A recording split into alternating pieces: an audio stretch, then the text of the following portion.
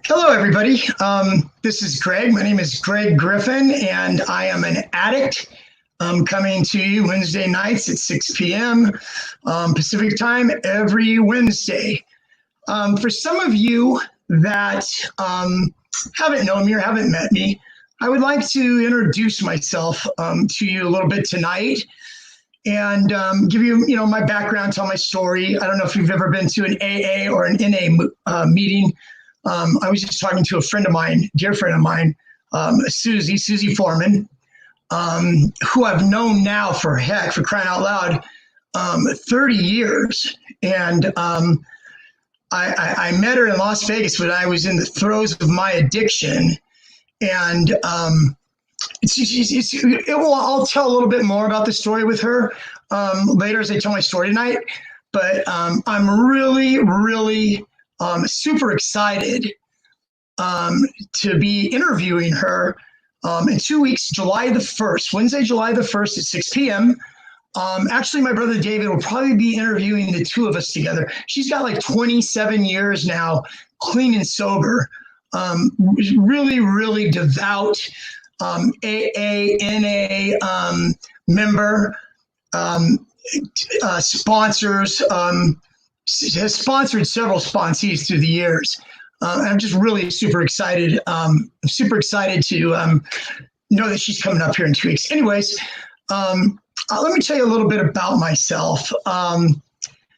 First started using drugs in 1977. It was my junior year of high school, and it was weird as I was as I was going back in time with my brother when we were leading up to starting these sessions last February.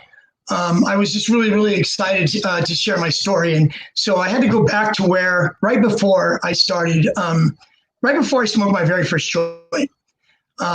All my life, I've been an athlete, elementary school, junior high, high school. I have a middle brother. David's my older brother. I have a middle brother, Mike, who we are a year and 10 months, almost 2 years apart. And as you can imagine, being an athlete and competitive as I was, I wanted to beat him at anything. So it really helped fuel me in my athleticism as I went through school, because I started at an early age. So I was telling my brother, when I was interviewed first, Leslie asked me the question. Leslie says to me, she says, Greg, why did you pick up or decide to pick up a drug in the first place? It's a good question, right? So, for me, it wasn't really, peer pressure. It was situational. Like I said, 1977, right before my senior year in high school. I ended up connecting it later on down the road, my liking or what that drug, that high, the intensity or whatever it was. I looked back on it, and it took the place of me at the end of a wrestling tournament, winning the gold medal at this tournament with a little olive wreath, put on my head and standing on that top step of the podium and just feeling that adrenaline, recognition, those types of things. And what ended up happening once I got out of high school, my competitive going to tournaments and stuff pretty much stopped. And I started kind of feeling that void, I think, with other drugs and alcohol. So anyways, 1977, summer year, before my senior year, smoked a joint. So did that, got into doing it a little bit more often. And before you know it, I was introduced to other things. So you'll hear me say later on down the road is my spiritual sponsor when I got clean, his name's John Nielsen from Celebrate Recovery. And he told me in the beginning, he says, Greg, he says, it's really not that difficult. You need to change playgrounds and playmates. And that really resonated with me, those words. And it was true, So it's like you become who you hang out with. Like if you're going to be successful, if you're in a business or something like that, and you want to hang out with the 5 successful, people in that business, the thought is that you will become like them if you hang out in that environment long enough. So anyways, I entered the drug environment. I was introduced to cross tops. There were these little white pills with little cross on the top of them. Cross tops, that's the word. And it was speed. It was an amphetamine. And I remember when I took them for the first time, I felt like electricity was coming out of my hair. And I really, really liked the way that felt.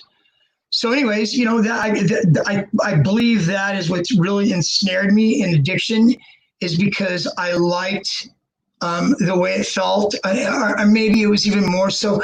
I liked to be able to have my mood changed, you know, altered states. I enjoyed being in those altered states. So anyways, unfortunately, I liked those altered states too much, and so as time went on, and I became to where I don't really think I was physically addicted at that point in time in the early 80s after I graduated in 78. It was more that it became part of my peer group that I hung out with, and we did it on a regular basis. Then came methamphetamine, a little bit of snorting of cocaine. You know, that's back when you're snorting the cocaine back in the 80s when it wasn't addictive, right? Of course it was addictive, but it was different than the crack cocaine that they have now in the world today. So anyways, introduced to, you know, LSD, you know, just the various drugs. I tried all of them. And once I became addicted or wanting them, I had very, very little boundaries around what I would do, who I would steal from to get money to buy my drugs. And so I started getting into trouble a little bit. You know, I got arrested for a burglary, ended up getting 6 months in the county jail. This is back in 1982. And then I got arrested again for another burglary in 83, and I ended up getting a year in the county jail for that. So now the ante is starting to go up for me. Where my drug usage, I work as a substance abuse counselor program here in Berkeley, California. Be part of my story. I've worked there now. I started as an intern there in 1999. I've actually been there now at the program for 21 years. And I just love, I love it. You know, I love talking to the clients. I was telling Susie today, the woman that's the daughter of my daughter, Nicole, that I mentioned we're going to be sharing our story together on July the 1st at 6 p.m. Don't miss it, guys. Okay, don't miss it. It will be worth your while to see it. She's a wonderful, wonderful woman. We have a long past with each other. And like I said, I'm really excited about being able to share with her.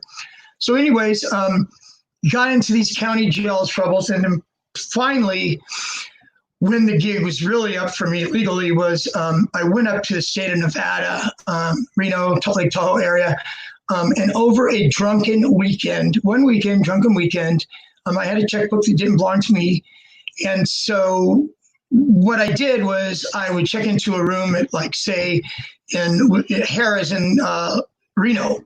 I would check in. I couldn't cash checks at the cashier's cage because you have a limit to what you can, how many checks you can cash and the amount of that. They have like a system that monitors all the casinos in Reno, which is a smart thing, obviously. So I found out that I could go ahead and rent a suite at Harrah's for 4 nights at $200 a night. And what I did was I went back in the evening and I told them at the desk, you know, I checked in 11 in the morning. Now it's 2 o'clock in the morning. I'm checking out. Got an emergency in the family. Me and all my cleverness, right? Not knowing that I was going to go to the penitentiary for this. I would check out and they would give me the remaining 3 nights cash. So I did that to a couple places in Reno. Took a cab, mind you, from Reno to Tahoe. Did the same thing in Tahoe. The second place I went, next thing I know, whoom, the security swooped on me. So they swooped on in and arrested me, put the handcuffs on me and all that. And then the local police came and picked me up. So I was really in for a real awakening this time. And so in the state of Nevada, I wrote 8 checks over this drunken weekend, which was just fueled with alcohol and gambling and just like off the hook, destined to be caught. You know, it was very reckless and of course, they give you a thumbprint. They take a picture at the thing as you check in, all that. So, anyways, I get locked up. It's Minden. It's in Lake Tahoe. It was Minden County Jail. I always remember Minden County Jail. So, anyway, so I meet with the public defender when I'm there, and so 8 checks, right? And he tells me each check, guys, in the state of Nevada, each check that I wrote carried 1 to 10 years in the state penitentiary. So I plea bargained to 1 check over this weekend. I plea bargained to 1 check, and they gave me 5 years in the state penitentiary, which was really, really a rude awakening. So anyways, I ended up doing that bit of time that I had to do a little over 2 years. And when I paroled to this drug and alcohol program, actually the program that I'm now currently working at. And while I was incarcerated, and you get to know a month or 2 months before the time is of when your parole board, when the parole board is going to meet, to where you have a date. You go into this room. There's like 4 members on a panel, and they ask you questions, and you answer them back. So my thought was that because I was drinking, and because I was doing these things I was doing, and because the way that my life was back then, I did need my brother David, I'm actually on his site. This is his church site, and him and his lovely wife, Leslie, have ingratiated me into this. Thanks, you guys. Just to go back for a second, last Thanksgiving, my mom passed last May 29th. That is a significant date that I will get to a little further on right now. But for the time being, my mom passed in January, so it was the end of November of 2019. My brother David and his lovely wife, Leslie, came up to my house. I stay with my father right now, taking care of my father. My father's not well. My sister and I care for him, and we've really and truly pretty much almost carried him back into health. His health is not good, but anyways, David and Leslie come up for Thanksgiving. And so Leslie made this beautiful Thanksgiving dinner and stuff. And we're talking afterwards. And, Leslie tells me, she says, Greg, she says, the people that I counsel and the people that, reach out to me in the Magick and their church, she tells me that there's a real need for some substance abuse information, substance abuse counseling, substance abuse history. And, it just really got my juices flowing, guys, because I knew I was going to be opening up to not just people here I live in California and Nevada, where they're at, or not even just in the United States, Canada, Europe, just a lot of places, And, I was telling Susie today, isn't it amazing? The prison time that I did, the jail time that she's done. I'm going to get into to my eventual, guys, smoking a joint in 1977. Okay, you hear people all the time, oh, it's not a gateway drug. There's definitely gateway drugs, whether it be cigarettes or alcohol or marijuana, whatever it was marijuana for me. But anyways. From start smoking that joint, the summer between my junior and senior year of high school, it started out that way. Very, very not a lot of things involved in smoking pot. Probably now I would say estimate probably in the high school, off the top of my head, people that are in high school right now, I'd say 20 to 25% of them probably have used marijuana or drank or tried something. A lot of it's probably tied to peer pressure as well. But anyways, that joint in 1977 ended up going and traveling and taking me from California to Northern Nevada to Las Vegas, Nevada, where I was there for 2 years. I got a heroin habit, which really just took me, took me down the rabbit hole. Obviously, I'll get to that here in a minute. Anyway, so my brother David graciously pays an entry fee for me to this program here that I'm now currently working at, 1987. So, I stayed there for 6 months. I left after 6 months, stayed clean for another 6 months, and basically went back to using again. So anyway, I ended up using again. ended up traveling back to Nevada, where I was on parole at, supposed to report to the parole office. Didn't report to the parole office, just began another run, running amok, running wild, in Las Vegas. So anyways, I'm in Las Vegas, and this is where I meet Susie. I'm going to go back to Susie here. I'll go back to Susie here as part of my early recovery, as that's where she came back into my life again. So anyways, I go to Las Vegas, 89, 90, drinking, doing some coke, basically, what I call harmless, but we all know that it's not harmless, but, harmless compared to what? A step down compared to what, right? A step down compared to heroin, guys. So from 1991, and doing this story right now and telling and sharing my life's path, in my story, they would call it in an AA meeting or NA meeting. You have a secretary secretaries that meeting, and they always have a speaker. They bring a speaker in. And so I guess that you could call this me sharing my story. And so anyways, I get to Nevada. I did 89, 90, cocaine, alcohol. 91, I got introduced by a friend of mine that I knew. He had heroin. He was a heroin addict at the time. And, I had some drinks in me. I wanted to try it. So I tried it. It didn't really do a lot for me at the time. I remember I felt itchy and I threw up a lot, But after doing it a few times, I kind of got used to the way that it felt and I liked it.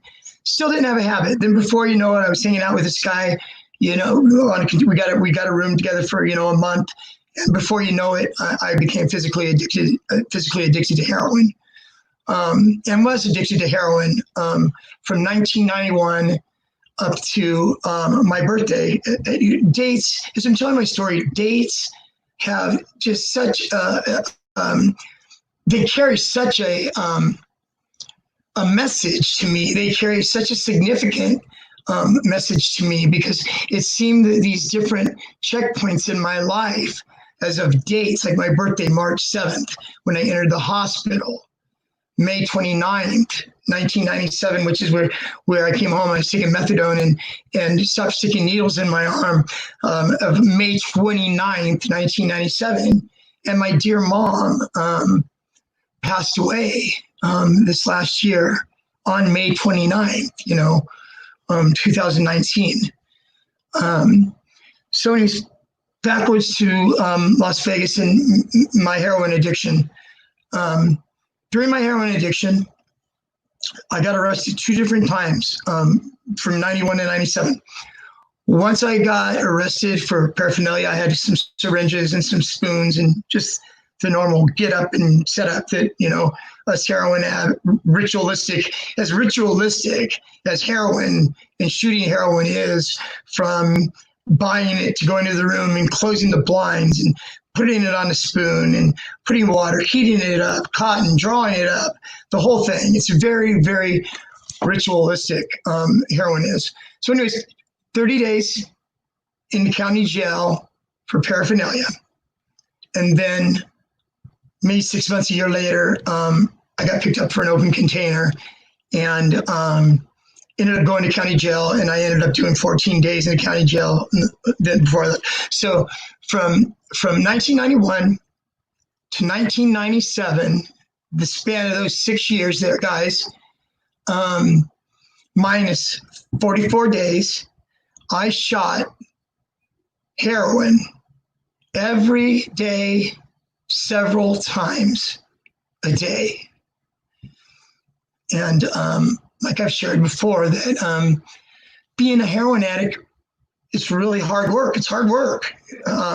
It may sound funny, but it's hard work. There was a lot that had to go into me being able to consistently over and over again, having money every night when I went to bed at night to be able to cop in the morning. And I used to call it, it was my morning fix, morning wake up. What I called it was, and this is what it really was for me, was getting well. Because anytime you have a heroin habit, you go to bed, you wake up in the morning, you're dope sick. And so anyways, and after we do with my buddy, we do a morning wake up or whatever it was, and to get that, dope sickness off. then the wheels would start turning again about what am I going to do to make money today so I can get a few more fixes today. So yeah, it was a lot of hard work. What ended up happening was, excuse me, you guys get some water here.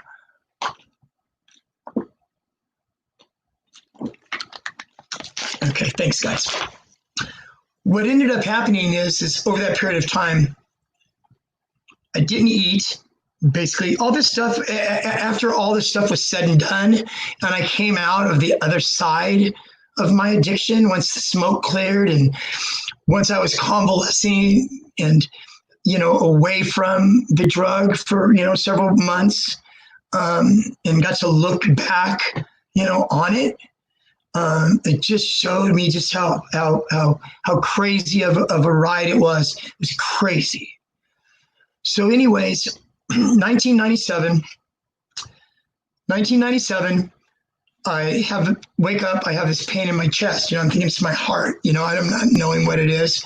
Don't want to go to the hospital because I'm a heroin addict, and I'm thinking I'm going to go to the hospital. I'm going to be dope sick, right? Little did I know they were going to give me methadone, or they're going to do whatever they need to do to be able to keep me medically comfortable, so I wasn't going through withdrawal symptoms while my body was going through the trauma that it had already been going through. So anyways, I went to the hospital on March the 7th on my birthday. What ended up happening is I had pneumonia. My left lung was totally full of fluid. And when they admitted me to the hospital, they had to put in a chest tube to drain the lung. And so they did drain some of it and stuff. And then time went on and I was still in the hospital. My mind still wasn't totally wrapped around what was going on with me. And so they couldn't get the infection off. They couldn't get the fluid off. So what they ended up having to do almost 2 months into the hospital was they had to do surgery. So they had to go into my lung, exploratory, to see what they needed to do. And then when they went into my lung, they had to open it up. They had to drain what was in it. And I remember I've actually read my hospital paperwork as far back as a month ago. I went back through it and I read it. It's just another part of my life, and it was crazy. So they had to go into my lung, and they're describing. They said on the inner part of my lung, inside my lung, there was a fibrous peel, like a clear peel that had a cottage cheesy like substance entrapped on the inside of my lung wall. And so anyways, they did that. They cleaned it out. Little do I know all this time that I was in the hospital, the social worker at the hospital my mom was in constant contact with my doctor and the social worker. And my mom would ask, finding out later, my mom would ask the doctor, do I need to come? Do we need to come? And so the doctor would tell my mom, no, not right now, you don't, but it's touch and go. Guys, when I was in the hospital and I got released from the hospital, I weighed 124 pounds. And I remember the hospital ended up giving me a shuttle or a cab. They didn't have Uber back in 1997. And so what happened was my mom had paid for a one-way plane ticket from Las Vegas, Nevada, back home to my childhood home.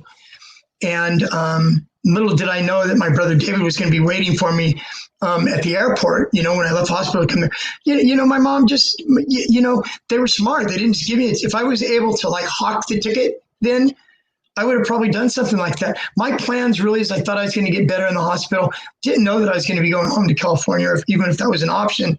And what would have really happened after 2 months in the hospital, I probably would have went right back out to the same people again and started shooting dope again. And I would be dead. I wouldn't be sitting here in front of you today. So anyways, I go home, 124 pounds. It's just crazy to wrap my brain around that. And so I go home and, I had, just freshly out of surgery. I think I went home a week after I had surgery. I still had some stitching, and I still had some staples, on the side of my chest, and a couple drain holes that they had. So I went back there, started getting healthy again. got healthy. And then there came a time, when my brother interviewed me, actually, if you want, you go back, I believe it was February 15th of this year, February 15th, 2020. It was when Leslie and David interviewed me for the very first time to begin doing what I'm doing right now here with you guys, passing on, some recovery stuff, some skills, relapse prevention, different skills and stuff that you can use for yourself in your life. But then at the time, I didn't know that I was going to be, staying there all along. I thought I was going to get better and go back to Las Vegas, and start shooting dope again, right? How crazy is that? I was just the kind of guy that I really, really loved the action of it and the fast pace of it. It's just that adrenaline junkie in me. Like I said, when I first started using drugs in the late 70s and the early 80s, I liked the way it made me feel. It gave me the rush and the feel that I got from standing on the top step of that podium, winning the gold medal in the wrestling tournament, or running in the cross country, finals my sophomore year, and coming in second, and all that. I mean, I was a driven athlete when I was in high school, and so there's no doubt in my mind that whenever my drug addiction started, and as it went on initially, it was a replacement for that euphoria and for that thrill, and that was there. And I mean, that's what Las Vegas represented to me early on, was just that fast-paced hustle of all that. I was addicted to that as well as I was to the drug. So anyways, I come home, I get clean, I'm at home. I came home May 10th, which was actually my mom and dad's anniversary. Like I said, mom passed away last year in May 29th, my sobriety date, passed last year that date. And May 10th, 19 days before my mom passed, my dad visited my mom in the hospital. My dad doesn't like to go to hospitals. He never has. Mom's been in the hospital a lot. Dad never goes. It's just too hard for him to go. It just literally makes my dad sick to his stomach to see my mom or see his wife in that condition with an IV in or whatever. Just made him nervous. So anyways, we got him to go to, it's a SNF, a skilled nursing facility mom was in between the hospital and that. And he got to see her. They got to celebrate their 65th wedding anniversary last year, May 10th of 2019, before my mom passed. But anyway, so I come home. I'm probably home May, June, July, August, September, 4 months. And we get a little flyer in the mail. It's like a little postcard thing. And on it says Celebrate Recovery. So Celebrate Recovery, for those of you that know about it, I think they still go on. But over the last 10 or 15 years, they were big in churches. It was biblical, 12-step. It was the same 12 steps as AA, but it was through Jesus Christ, and it was through, God, through God. And so all the 12 steps of AA, when they originally were written, the Oxford group was a part of that. AA started out in 1935. AA started out with Bill Wilson, which is Bill W. for anonymity sakes. They use the last initial, and Dr. Bob. And so they're the ones that spearheaded and started out AA back in 1935. And like I said, the steps were based on, Oxford group was a religious group, and the steps were based on Bible verses. So anyways, so keep going, Celebrate Recovery. See that mom lays this postcard in there, beginning of October. I still to this day remember. It was November the 4th, 1997, Celebrate Recovery. So as the time came, it was Halloween or something like that. It was a week before this, November 4th. And I told mom, I said, yeah, mom, I says, I see the postcard that you have here, this flyer that you have here, of Celebrate Recovery. I says, I know that it was intentionally, I know that the dang thing was intentionally placed there, mom, passive aggressive as my mom is, right? But she placed it there. I said, I'd like to go. And she said she'd like to go with me. Can I go too? So of course she came on.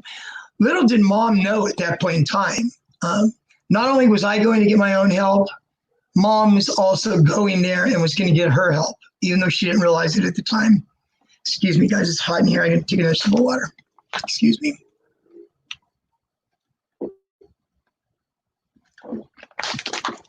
Excuse me. Okay, so Celebrate Recovery. We go to Celebrate Recovery, and the first couple of weeks of it, Celebrate Recovery, John Nielsen, who's the gentleman, he's Pastor John Nielsen, you know, he would love to see, he moved away to Arizona here about 5 years ago, and I'm been out of touch with him, and he would love the fact that he would see now this Pastor Greg Griffin. It's a wonderful thing. I have some plans and thoughts of what that's going to look like here coming up in the future, and then hopefully in a few weeks, guys, I'll be able to share that with you. I'm kind of excited about it. Anyway, so Pastor John Nielsen was the one that was really the one that ran. He was like the main guy of it. And so what it was Mom didn't know this. I didn't know this at the time. They were closed groups, okay? My group, of course, was chemical dependency. It was a closed group chemical dependency for people that struggle with, substances. And then they had overeaters, overeaters group. They also had a sex addiction group, and they had a codependency. So Mom ended up going to the codependency group, and she ended up getting a lot out of it. She ended up getting a really lot out of it. And so it was wonderful that I was able to share that with my mom, that she was able to go and do that. And so as time went on, guys, 97, now 98, towards the end of 98, I'd been home a year and a half, and it got to the realization that, I had to find out now that I knew that I wasn't going to go back to Las Vegas again and still, play poker every day and shoot dope. Before I started getting strung out on heroin, I played poker every day. I'm going to go back to that in a second with Susie. Anyways, we have Celebrate Recovery. And so a year and a half later, we're at the end of 1998 now, and I need to figure out what am I going to do for a living in my life. Here I'm 38 years old, don't have a career. I have very little college behind me. And so through the stuff I did at Celebrate Recovery and the man, John Nielsen, that I told you about, John Nielsen pretty much, you hear about sponsors and 12-step AA and NA. John Nielsen pretty much took me and put me under his wing, and he loved on me, and he listened to me. And it was a beautiful thing. Got to a place in my life where I needed to decide what I was going to do for myself. And then once again, Mom and Dad, here they are, here to help me, Mind you, this is their son who in 1985, they had to get on a plane in Oakland, fly to Las Vegas, rent a car in Las Vegas, and drive 4 hours up to the camp that I was incarcerated in. Driving up to this prison, to the gates where they ask for ID, kind of thing, where they put this long pole thing with a big mirror on the bottom of it. They stick under your car to make sure you're not like smuggling anything in or any prisoners out, right? And so they got to drive up to this gate, and I just can't imagine how my mom felt that her 25-year-old son with these gun towers, razor wire, this stuff, came to visit their son in prison. This was after I ran amok as far as what I would steal and what I would hawk and what I would do for my drugs in the early 80s. And then coming home in 97, being 124 pounds. And once again, Mom and Dad were there for me, helped me through college so I could get a career. I took chemical dependency studies and went to college for 2 years, and then began an internship at the drug and alcohol program that I currently am working at today, where I've worked now. Started there in 99 as an intern, 2000, so it's 21 years, which is, I love it. I love it. I love it. It fulfills me. It just makes my heart feel so good that I'm part of the solution today and not part of the problem. So I go to school. I get this job at the place I work at Berkeley. So I'm working there. Okay. back in time now. My years in Las Vegas, I got to Las Vegas in 1989. So from 89 up to 91, those first 2.5 years or so, I was a big poker player. I played poker every single day. I loved the action, right? And my name, they called me, I had a little handle, alias. I was Yancey Johansson, the riverboat gambler. Somebody named me Yancey Johansson because it was a riverboat gambler, right? I was a legend in my own mind, right? So anyways, I went by Yancey. So I had a friend, Susie. Okay, Susie's a gal that worked at the ranch. The ranch, the kind of ranch that she worked at, doesn't have animals. All they have is studs. Mustang Ranch. So anyways, this was after my relationship with her in Las Vegas. So she was a hustler. She was a street hustler. She turned tricks. She worked for Las Vegas. She worked for an escort service in Las Vegas. And, I was a fellow hustler. So, hustlers would cross paths and stuff. So we crossed each other's paths, Susie and I. Became friends.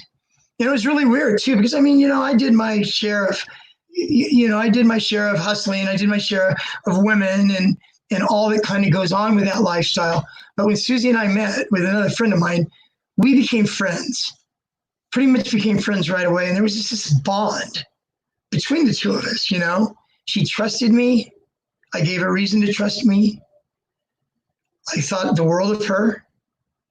So every time, the way this relationship built, guys, is we met that night. Susie and I did. We became friends. We'd run into each other occasionally, and I loved on her. We were not just fellow hustlers. We began a friendship. So anytime Susie, she had a boyfriend or two during the times I knew her between 89 and 91. There's two different, actually, Randy and the other one's Chino.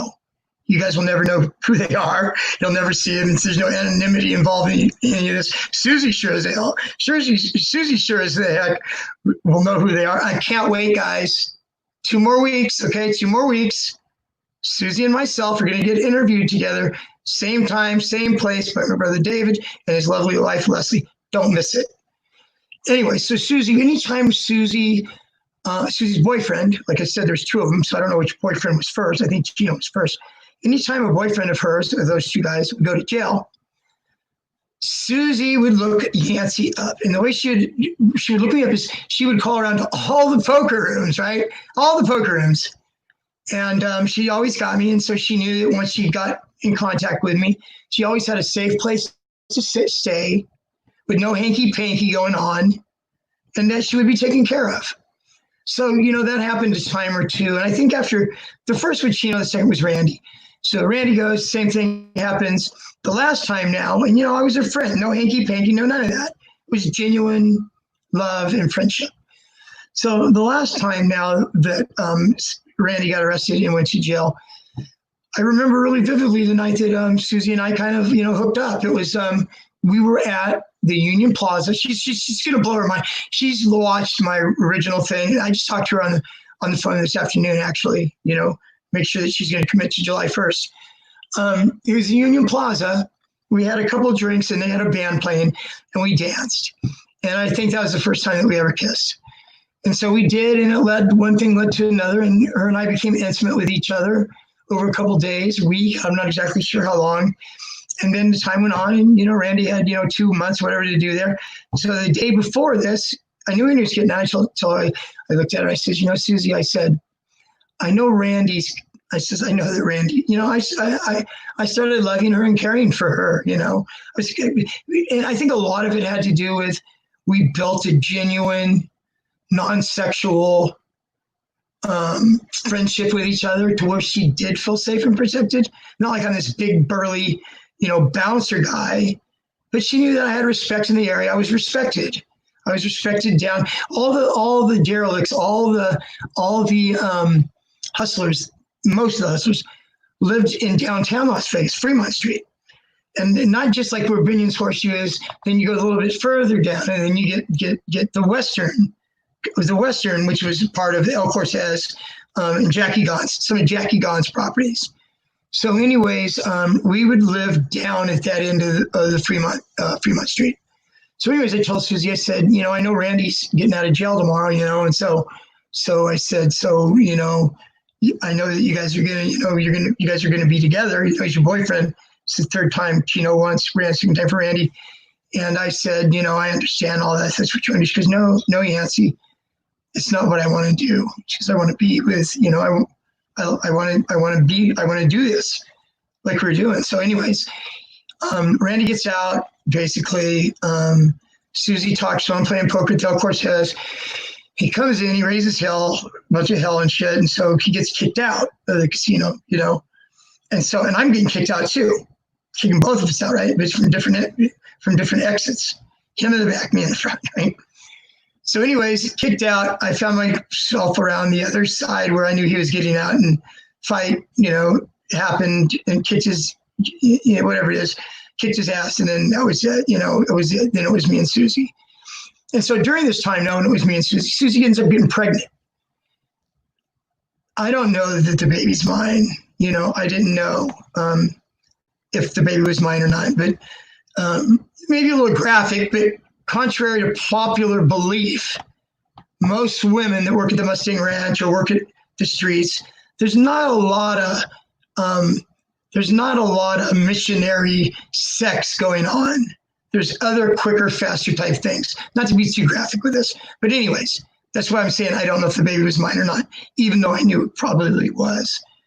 So anyway, Susie and I are together, and something happened where we had a falling out. I told her, if you ever cheat on me or if this ever happens, I'm going to be done, right? Still didn't know if the child was mine. So we were done. After a couple of months, we split up. I never saw her again. I get a phone call February 14th, 1991. I am at a poker room, guys, that is like off the beaten track of Las Vegas that she's never seen me at. I get a call to my room. It's Susie, Valentine's Day, 1991. And she goes, I just want you to know that your daughter was born today if you want to see your daughter. I was in denial about it. Definitely didn't want the responsibility of it. Basically said, I told you I was done, and I hung the phone up. Never to see her again. As God would have it, guys. Susie, Susie did coke. She smoked crack. I was turned on to crack cocaine probably in 89 or 90. This was before I started messing around with heroin. But anyways, I told Susie basically, I'm done. So anyway, she finds me at this obscure poker room. I wasn't at the poker room. She actually called my room where I was staying at, that I played poker at, and got me. That's when she says, don't you want to see your daughter? Hung the phone up, never to see her again. Fast forward now to my recovery. This is Las Vegas, Nevada, guys. Fast forward to my recovery. Become a substance abuse counselor, intern 1999. Move up the chain a little bit at my job, being responsible, move up the chain to supervisors, positions, and stuff. There was a conference that was in town. I was part of what's called, I had a KDAC. My certification was KDAC, which is a very recognizable and probably one of the highest recognizable substance abuse positions in the state of California. Hold on, excuse me. Sorry about that.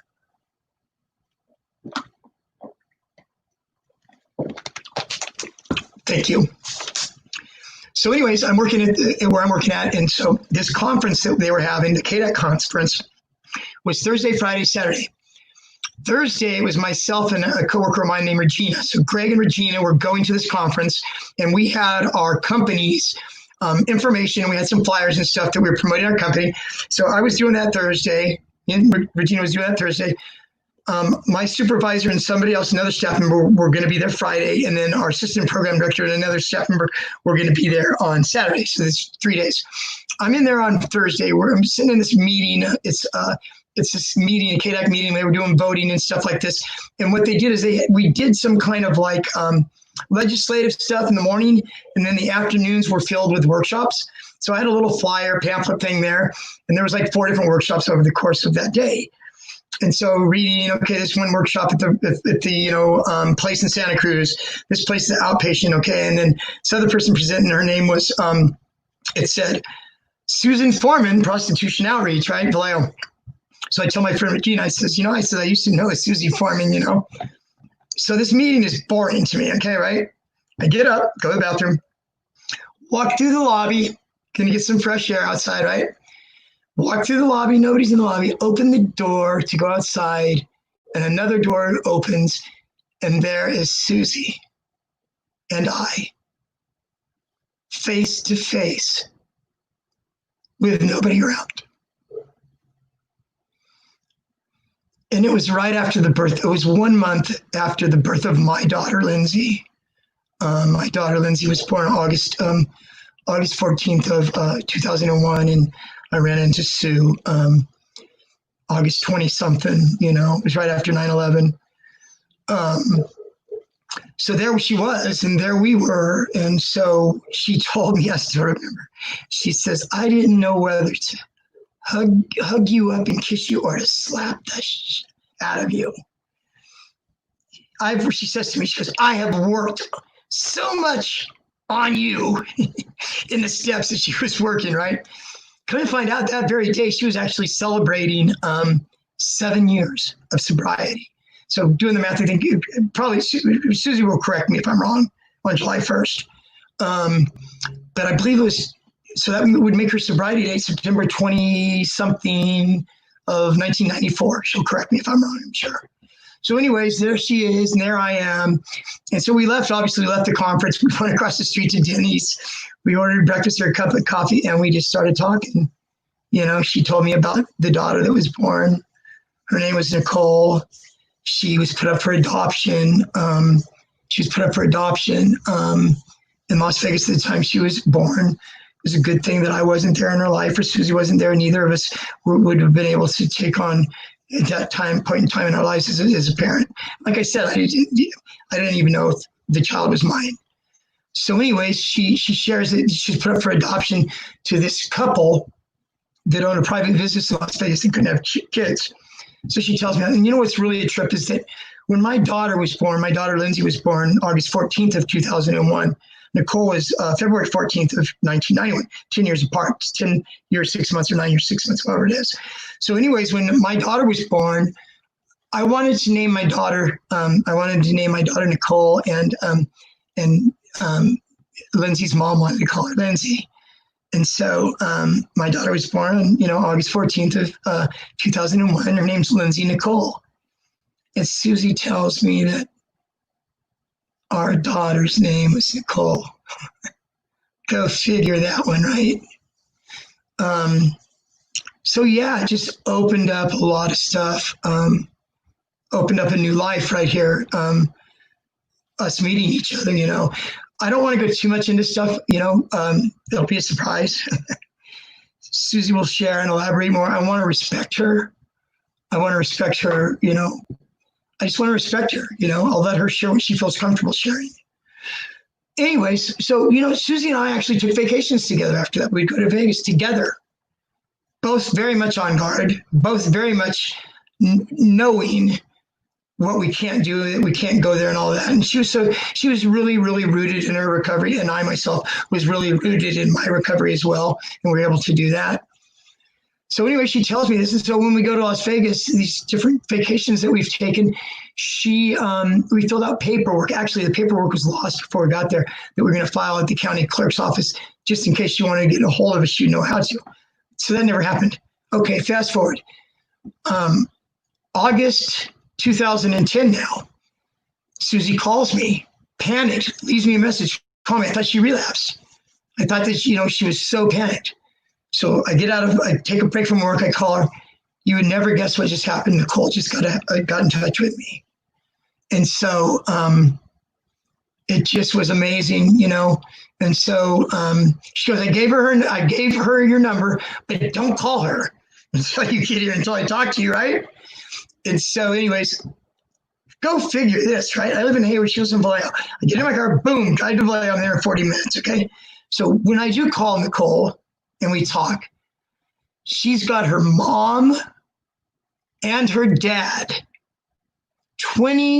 19 years later, not married, not a couple, but standing in the same living room, not in jail, not smoking crack or shooting heroin, but standing in the same room. What are the odds of that?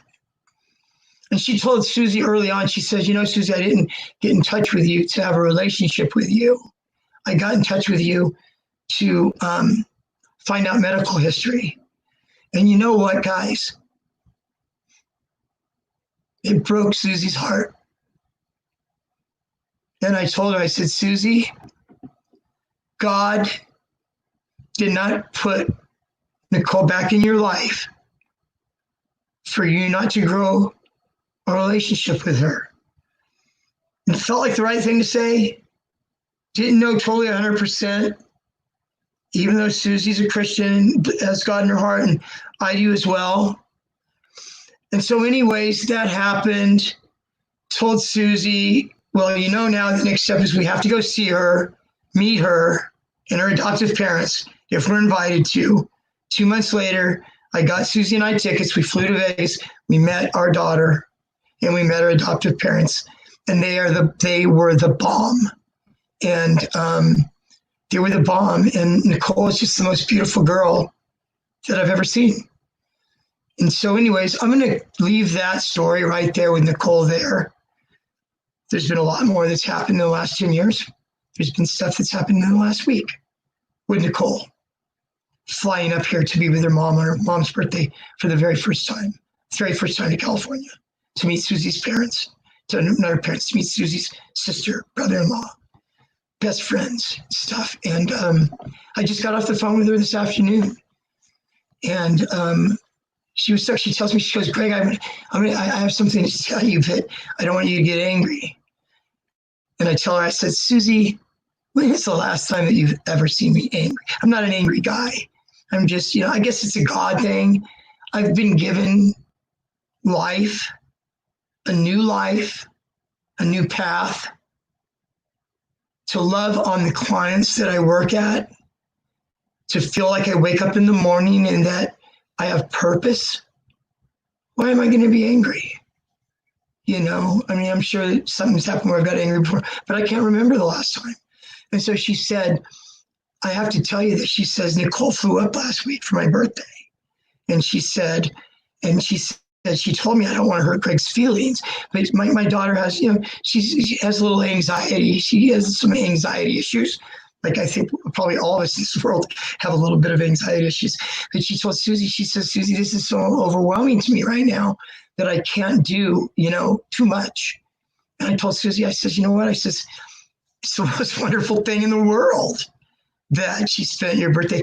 I spent my birthday with Nicole 2 years ago in Las Vegas. Me and her, March 7th, for my birthday of 2018. I was able to fly up there, and Susie was probably a little jealous of that. And I don't blame her. She's like, I'm a little jealous that I didn't get to see my daughter too, but I understood 100%. Anyways, this is good. I didn't know how this was going to go because it's a touchy, you know, issue for me and subject for me. And also want to just go very lightly as far as Susie's feelings go. I'll let her share her feelings with you as she feels led to do in 2 weeks. Okay, guys. Life is good right now, so let me keep going back to where we're at. I'm going to cut off my story from there as far as what happened with me. You know, I got clean and sober, started working at the job in 1999. My daughter was born in 2001, my other daughter. And then now my life goes on. And like I said, Leslie and Davis asked me if I would do this component, if I would actually basically do the Hermetic Order of Golden Dawn recovery, the recovery portion of that for drugs and alcohol. People, everybody almost is in some form of recovery or some form of addiction or compulsion or whatever, like whether it's food, guys, whether it's sex, whether it's relationships, whether it's, you know, there's so many things, guys. Being addicted to 12-step meetings, right? There's so many different, you know, things. So anyways, I've talked recently in the talks. I was saying that, you know, I really loved the fact that it was really Leslie was opening that door of the recovery thing, being the Golden Dawn recovery person to be able to, do that and to be able to, what I'm doing, guys, is I'm doing shares. This is a little different right now. My brother asked me a few weeks ago, I think I was doing a relapse prevention talk.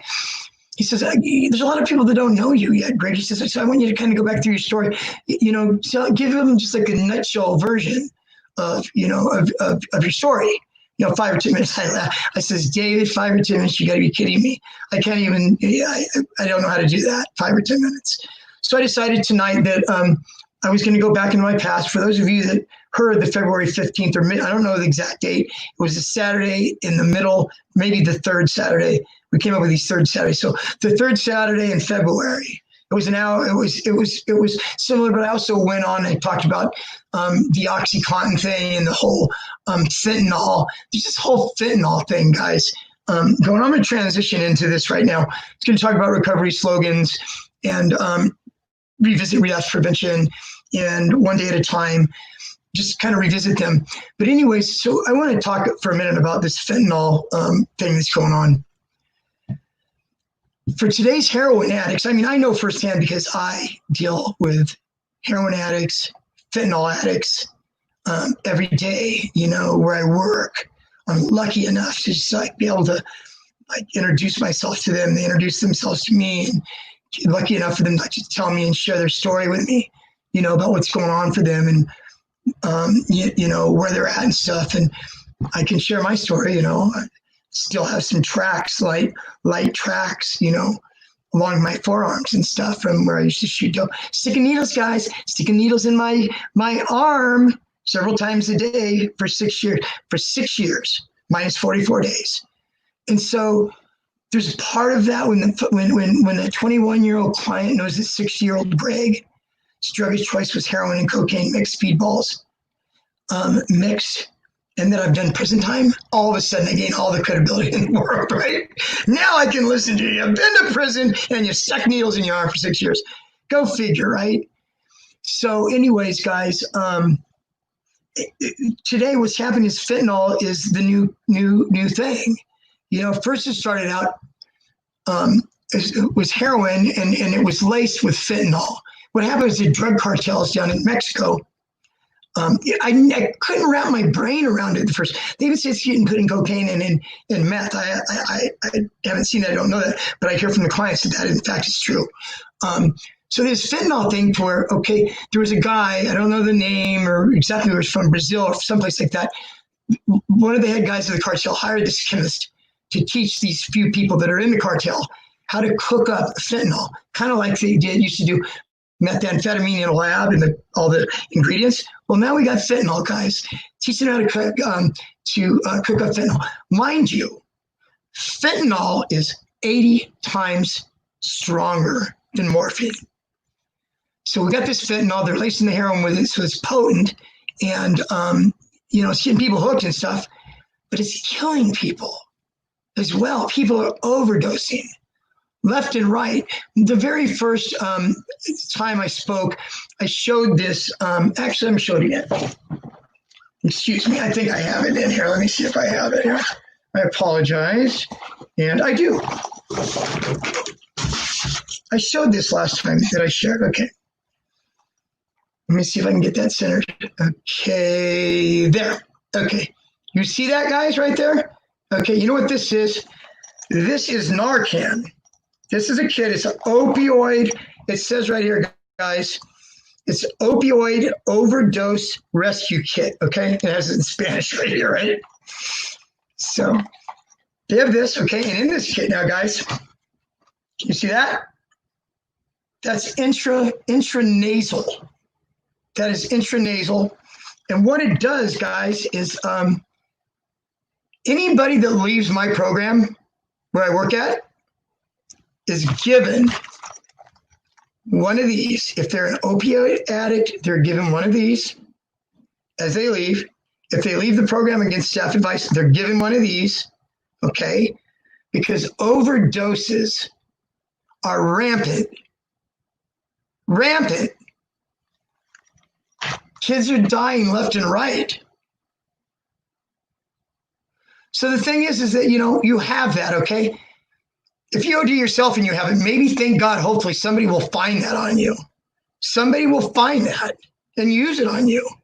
If not, you can use it on somebody else, or they can use it on somebody else. As many of these as we can get out there, guys, once it's used, is saving somebody's life.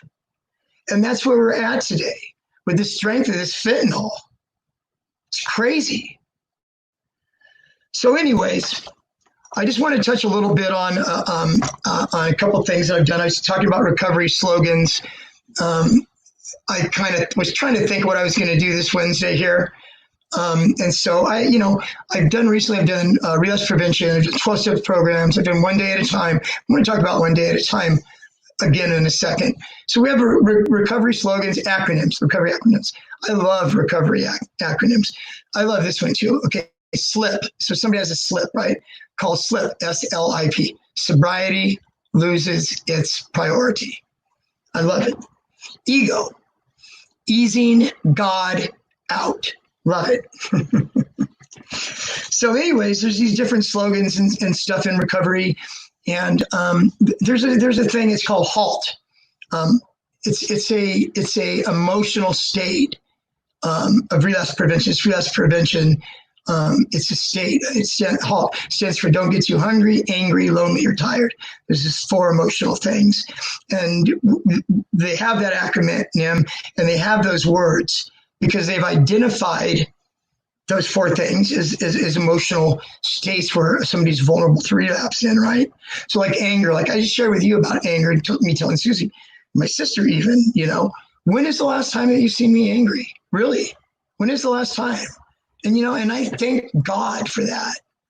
I'm a lot of things, but I'm not angry, guys. But so anger is probably one of the number one things that people relapse on today because it's such a powerful emotion, And so what do you do with that, guys?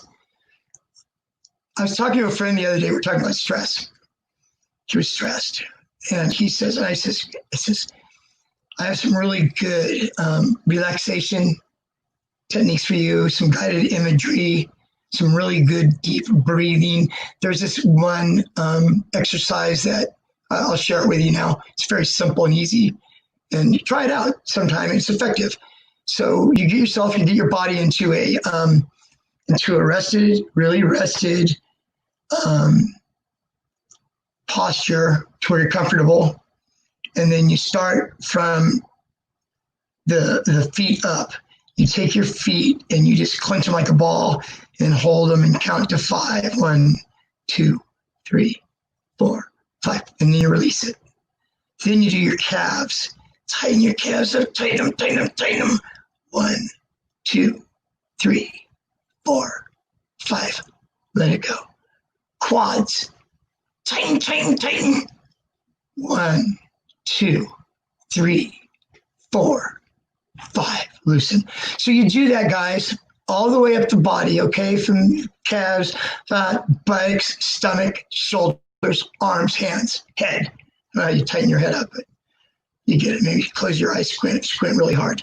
And when you release, when you're going up the body and you're releasing, you're doing that, it's getting those muscles, it's engaging those muscles.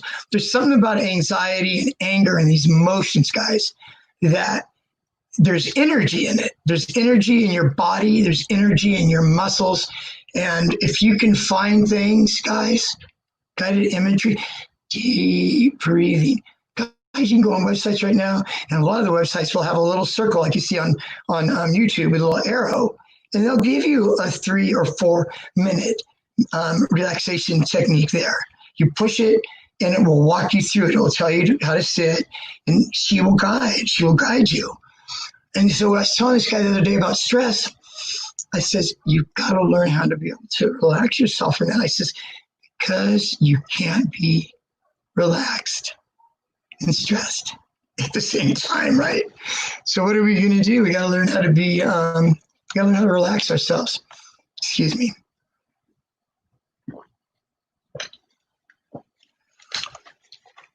So anyways, that's a little bit of a spiel for anger.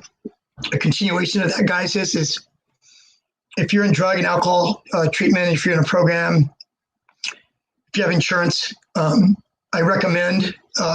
would recommend for anybody that, even it's been a few years since I've seen a therapist, but while I've been clean and working on the job and while my life is good, as far as what I'm concerned, in my heart, my life going on really well for myself, I saw a therapist still once a week. It was just a wonderful thing for me to sit down and just share my stuff. I mean, we all busy. I have a daughter right now. She's 18. My other daughter, Nicole, that I just talked to you about just now, she just turned 19 on Valentine's Day. And, we have stuff in our life. We all busy. Our lives are busy. We have this, we have that. It's good to be able, especially me. I'm in a helping field. Anybody that's in a helping field, like doing what we do with substance abuse counseling, whatever you do in life, guys, it's always good to be able to process your stuff with somebody. It's healthy. So I would recommend that, anger management classes. There's a lot of stuff. This is the thing, guys, about recovery, okay? Recovery is not for people who need it. Recovery is for people that want it. That's key right there. You've got to want it, okay? When you want it, then you start doing some of these things that I'm talking about. You start tightening your damn feet up, right? Or you start doing that. You start exercising for 30 minutes or more and reading for 30 minutes more. I'm going to talk about that in a minute when I get to one day at a time again. So anyways, anger is a very powerful emotion. Probably one of the number one emotions that people relapse over. Angry. I'm tired. Don't get too tired. I mean, we work feverishly. Some of us work really, really hard at what we do. Some of us are driven. Some of us aren't. But anyways, we all do get tired. Most of us get tired, And when you're in early recovery and you have the tired thing, I don't know. When I first got clean from heroin and opiates, I couldn't sleep very well for a long time. Clients that I see now that are in the program have a hard time sleeping. Shit, when you first come in, you're lucky to get 2 or 3 hours of sleep or an hour even. But there's things, you see, all bets are off. We can't drink until we pass out to go to sleep, or we can't take, a couple Xanax to go to sleep. We're recovering now. All that stuff is off. But, guys, we've got melatonin. We've got valerian. There's stuff that we have that are natural herbs, Eastern medicine. Try these things, it's really important, So anyways, let me talk a little bit about one day at a time again. I spoke about it here a few weeks ago. Sometimes for people in recovery, when they get into recovery, things just seem really, really overwhelming. So, that's why you hear the term one day at a time. What does that really mean? It means that, I don't want to look off far in the past or too far in the present, okay? The present isn't here yet. Today is here. So what we got to do is we just have to stay clean and sober, guys, for today. One day at a time. And so how do we do that? My job in life as a man in recovery is to change me, changing me one day at a time. Talk about scheduling. With one day at a time, scheduling is so important. What I do usually, guys, I know this firsthand because I've lived it, and I still live it to this day. In the busy world that we're in, we're working. I'm also a realtor. I do a little bit of, I'm a real estate agent. We've got the COVID-19 stuff and all that going on, and it slows stuff down and all that. But, I have a lot going on in my life. And just as everybody's got a lot going on in their life. And for us as addicts, especially in early recovery, you need structure. Structure is the best thing in the world for us addicts. And what does that mean? That means that we have to have stuff lined up in our life. And I'll give you an example here in a second. We have to have stuff lined up in our life to be able to take the hours that we have right now and fill them with healthy stuff, planned out stuff that's going to help us means to an end, stuff that we know of, stuff that we have planned. Okay, what I did was you can go on the computer, you can download a daily hour, 6 o'clock, 7 o'clock, 8 o'clock, or every half hour, however you want to do it. and download that. And so wake up 6 o'clock, coffee 6:30. This is like one of my schedules. Up 5 o'clock, 5:30, leave the house. At the gym, 5:45 to 6:30, workout, shower. At the real estate office at 7 till 10, leave, go to my other job, and on and on and on, and have my day broken up into things like that. Because of that, everybody's days are different. Everybody's jobs are different, whether you have a job, you're going to school. If you don't have a job, guys, it's really, really, really super important. If you're coming from residential treatment out back into like an SLE, sober living home, and you're not working right now, okay, guys, you get up at 6, you're going to go to bed at 10. Hell, what is that? That's 16 hours there that you've got to account for. And so for me, people where I work at and those that I'm helping and just kind of putting my arm around them and loving on them and guiding them and mentoring them and being their biggest cheerleader, it's I want to share it. I want them to get it. You know, I don't want, guys, I just found out a week ago, a gentleman that was in our program 2 times over the last few years, wonderful man, died of an overdose a week ago. And this is serious, guys, this is serious. So walking beside them, being able to pass on stuff that I used in my life and stuff that I've seen other people that are successful in their own recovery. What you do is, like I tell somebody, so what you do, guys, is you pick a little over here from this. Then this guy over here, you admire that. You take a little bit from there. You take a little bit that's strong and healthy and makes sense from here, and you get your thing. So you sit down. This is what I would recommend. In your schedule, you need to have at least 30 minutes, 30 plus. I'd love 45 better minutes of exercise, not just lifting weights. Okay, I'm talking aerobic, deep breathing, slow, sweating exercise, aerobic exercise for 30 plus minutes scheduled. 30 plus minutes of reading every day scheduled. I used to be able to, I've ran over 30 marathons and over 100 half marathons in my life. My last marathon that I ran was, 2015 when I turned 55. I thought, I'll show 55. I'll train, I'll do this. And I did it with a psychiatrist friend of mine that I work with, who's a beast. He's 5 years older than me. He's an aerobic machine, right? And so anyways, I said, I'm going to run this, marathon. And so with that, there comes a lot of training, a lot of time. And I did a lot of my training too on the treadmill and the elliptical. And I was able to kill 2 birds with 1 stone. I was able to read. So I got to feed my mind with stuff that I wanted. Some of it was like about real estate stuff. Some of it's about, self-help stuff. But read, okay, guys? 30 plus minutes a day of reading, okay? 30 plus minutes a day of exercise. Every day, find a 12-step meeting scheduled in your day. AA is an hour, NA is an hour and a half. So, schedule that in your day. Even if you don't get anything out of the meeting that day, just even when you do them one day at a time, you don't get anything out of your day, for crying out loud. And you look reflecting back at the end of the night and you say to yourself, you know what, this was a really crappy day. It sucked or whatever, right? You know what? It is another day clean and sober. And that's a wonderful thing. So the 12-step meeting, the exercise, the reading, the giving back, give back. Where I work at, we have a thing called a concern group. If somebody is going to leave our program, we call it on the splitting page, you're going to split. They're irritated, they want to leave, they're going to leave. What I do is I say, well, who's his friend? Who is he close to? What peers is he close to? Get 2 or 3 of these peers that he's close to go up to him and to sit down with him and to remind him of why he is here.